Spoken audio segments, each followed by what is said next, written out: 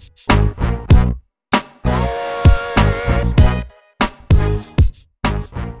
guys, we're talking about the Branch Davidians in Waco, Texas, and I'm going to get a little into the background.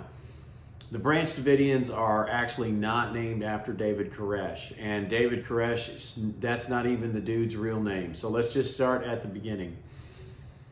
The Branch Davidians were a break-off of Seventh-day Adventists.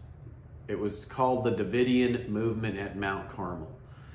And Mount Carmel's the little area where, not far from Waco, but out in the rural part of the county. Davidian was a reference to a publication, The Shepherd's Rod, and derived from the biblical King David, dedicated to bringing forth restoration of David's kingdom here on earth, right? So we're going to create a heaven on earth. So we're going to create a faith and a culture and a church such that it's so good that Christ will come down here and establish a divine kingdom here. That was the 1950s, the very early days of this religious sect. His wife, the founder's wife, took it over. Her name was Florence. And again, they were real Judgment Day, end of times. And when these prophets, when their predictions ultimately come to a bust, that ends up in some sort of divisiveness. And that's exactly what happened with the Branch Davidians. Another leader comes and goes, another female leader. Her name was Lois. She passes away, gives control to her son George. However, at this point, David Koresh, who was born Vernon Wayne Howell in Houston, Texas. David Koresh had a romantic relationship with Lois, the church leader.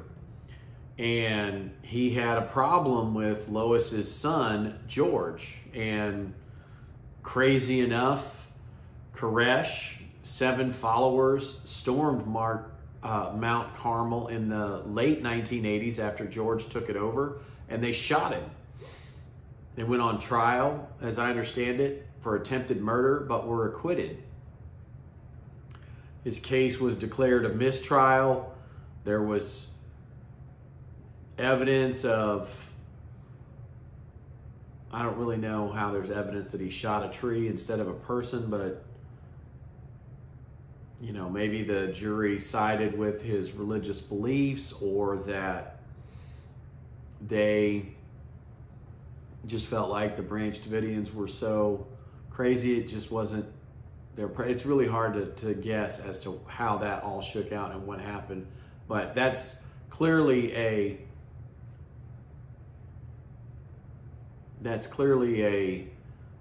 indicator that there were already some very disturbing things about Vernon Wayne Howell, aka David Koresh, in 1987, 88, and 89, well before all this went down. In our next segment, we're going to talk more about who exactly was David Koresh and explore as much as we can these other issues related to this first indicator of violence when Koresh takes over the church. All right, thank you so much for joining me. More on the Branch Davidians, David Koresh, True Crime from the studio next